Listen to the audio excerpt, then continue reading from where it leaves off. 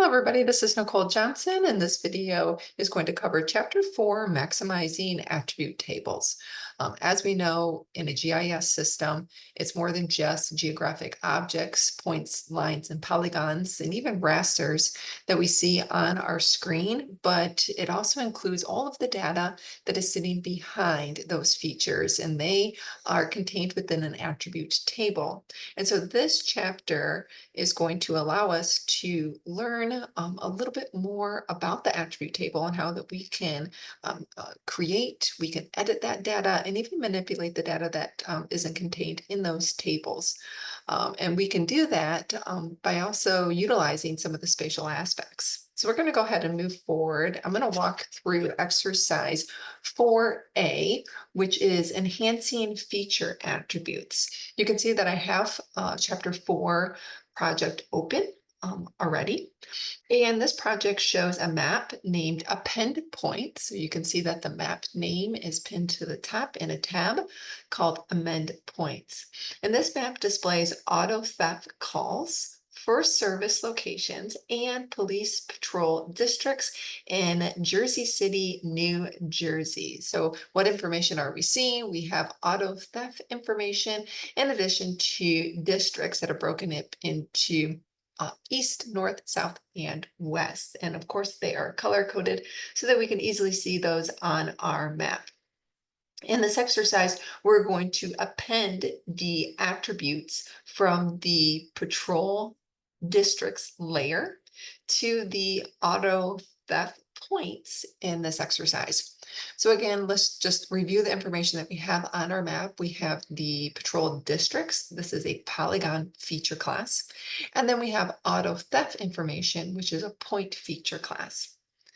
And so what we want to do is take the information from our districts layer and append that attribute information into auto thefts.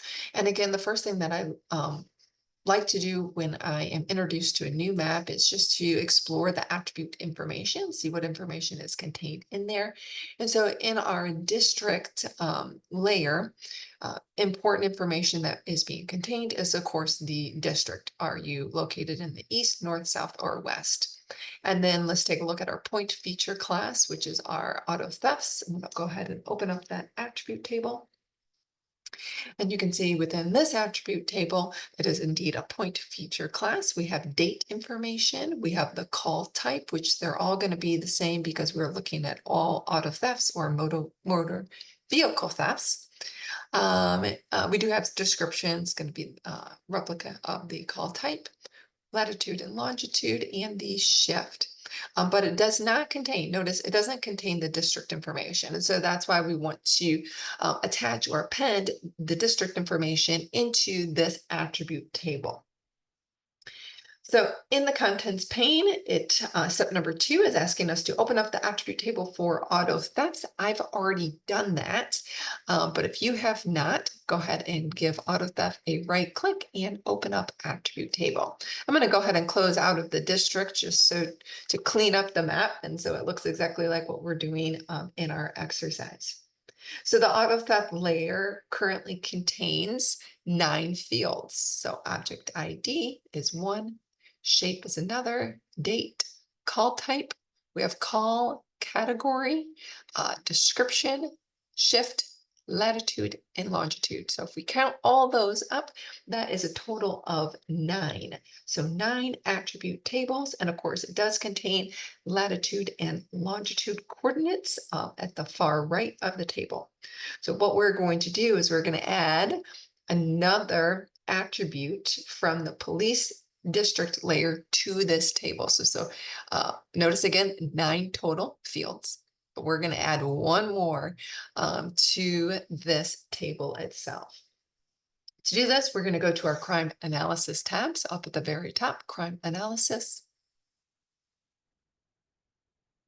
In the data management, so over on the left-hand side, towards the top, we're going to choose enhance attribute. So enhance attribute has a drop-down arrow.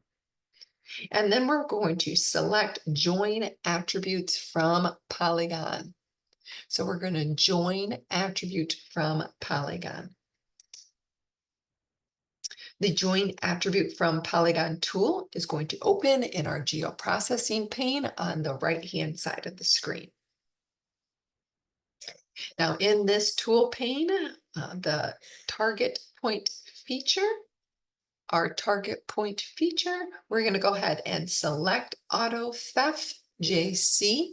I'm going to take this drop down, choose Auto Theft JC. For the input polygon feature, so polygon feature, we want to choose our districts.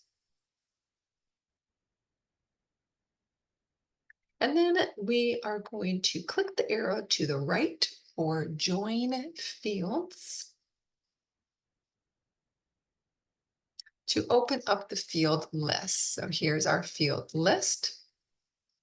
And from here, we're going to check the box near district. So we're going to check the box near district.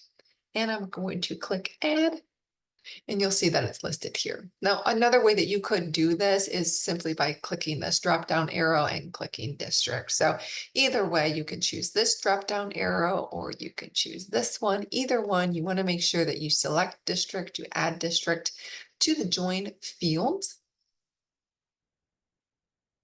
And once you have that complete, we're going to go ahead and run the tool.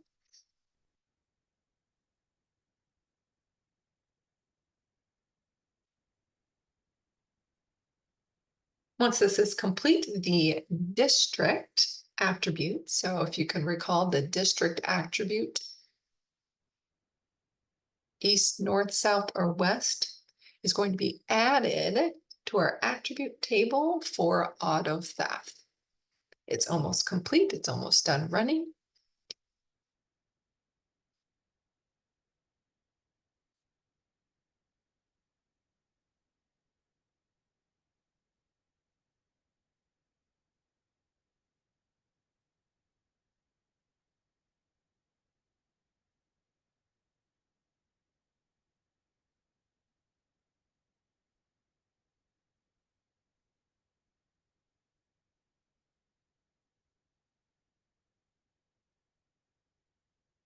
And now it's complete, and you can see that we have now indeed appended a new attribute field called district to our auto theft layer. Okay, so I have my auto theft layer, of course, in my contents pane.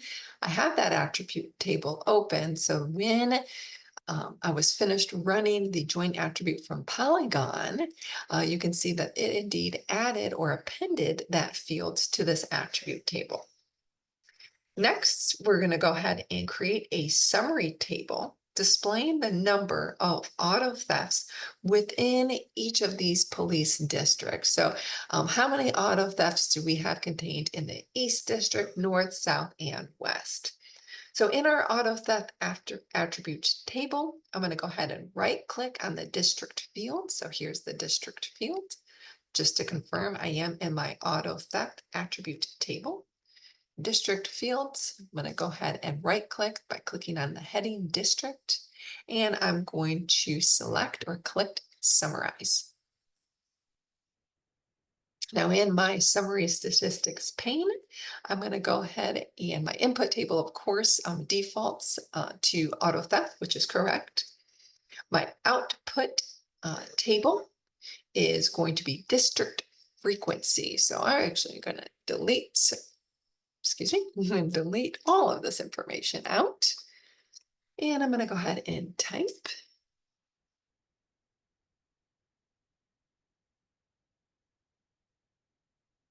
district underscore frequency.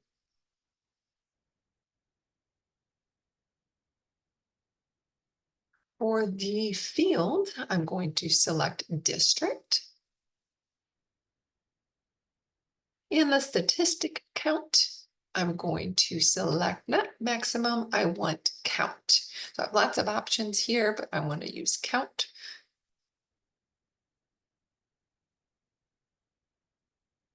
My case field, of course, is district. And once I have all of that filled out, I'm going to go ahead and select OK. It's going to go ahead and run the output table is going to appear in my contents pane as a standalone table, meaning a standalone table means it is just strictly a table. It doesn't have any attribute information tied to it. It doesn't have any geographic points, polygons, or lines that I'm going to see on my map. You can see in my contents pane, the district frequency table has been added, and I can open it just like an attribute table. But in this case here, when I select or right click on it, it's just simply going to say open, which is also a clue to me that it's a standalone table.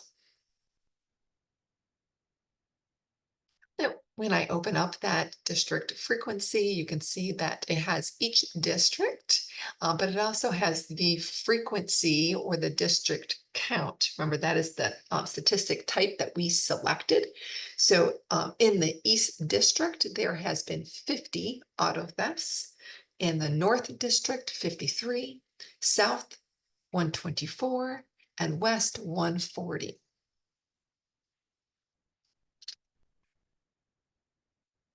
And the last section in or in exercise 4A is to extract a single date field to a separate field. This is very, very helpful. I'm going to show you exactly why this tool can be very helpful and useful. So in this final part of our exercise, we're going to extract information from a single date field into separate fields. So let's take a look at that auto theft attribute table again. And let's specifically take a look at this date field. And if you can't see all of your information, you can expand it out. Just take your cursor and you can move that table. So notice again, in this date field, there is a lot of information. We have month, day, and year. We also have the time, so hour, minute, and then AM or PM. So a lot of information is contained within this single field. We have the date, and we also have time information. And so we want to separate this out into multiple fields so that we can extract or query this information separately if needed. So we're going to be using the crime analysis tab again. Mine is currently selected, but if yours is not, go ahead and select crime analysis. We're going to use the data management group again. Again, I'm on the far left of my screen right now. And I'm going to select enhance attributes again, so that drop down arrow. But this time we're going to select add date attributes. So this is the feature that we're going to use, the enhance attributes, add date attributes. So this adds fields containing date or time properties into an input date field. So let's go ahead and select this tool. You'll notice that the geoprocessing pane opens on the right hand of your screen, and we're going to fill this out from the top to the bottom. So our input table is going to be auto theft. We need to select the date field. So what is the name of our date field?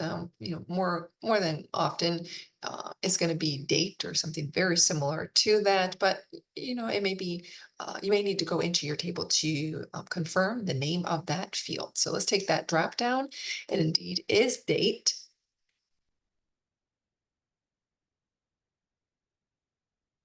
And then I am just going to confirm some information. So the day full name. Now, when I run this tool, the output field name is going to be date DW. We also have the day numeric value, the output field. So the field name that's going to be in the table itself is going to be date WD, hour, date HR, month, date MO, day of the month, date DM, and year, date YR. So oftentimes we look at an attribute table and maybe the field names, are a little bit hard to decipher to figure out exactly what information they are displaying. So we can take note here on this information as what those output fields are going to contain. Once all that information is located within there, we're going to go ahead and click run.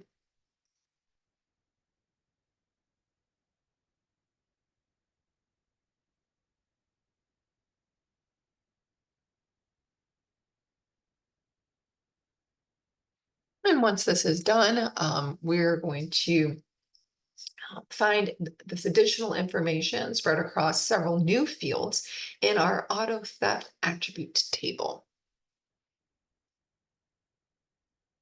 Right after district field, we should see date DW. And there it goes. Pull the slider over. So date DW. So remember, this was the day of the week. So Thursday, Wednesday, Monday. We can scroll through this list. We have hour. We have the month. So this would be January 14th. This was the date and the year. So 2016. So you can see how it is broken up into several new fields so that we can utilize this information, query the information, instead of it all being contained in one single field. Very, very helpful tool to be able to use. Okay, that actually concludes exercise 4A. So I'm going to go ahead and click save. And I'm going to click yes. If you have questions or you need help on any of this information in exercise 4A, please make sure that you reach out to me.